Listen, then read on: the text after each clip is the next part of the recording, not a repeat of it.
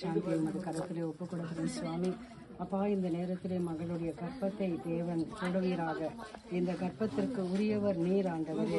அப்பா, இந்த கற்பத்தின் கண்ணியை உருவாக்கி கொடுக்கிறவரும் நீர்தான். தாயின் கருமுறையில் நான் கண்டேன் என்று சொல்லுவா.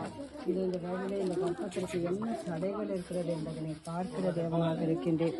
இந்த தடைகளை எல்லாம் மாற்றி போடுவீராக.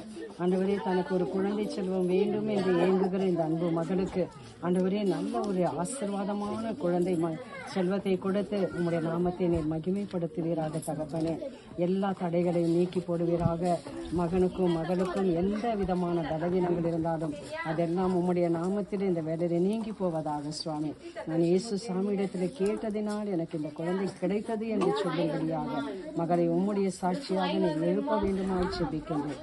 ஆசீர்வதிப்பீராக. இயேசுவின் நாமத்தினாலே பிதாவே, ஆமென். நீங்க குழந்தை கற்பம் தரிச்சிச்சுன்னா என்ன சொன்னோம்? இந்த குழந்தை யார் கொடுத்தது? ஏசப்பா கொடுத்தாருன்னு சொல்லி.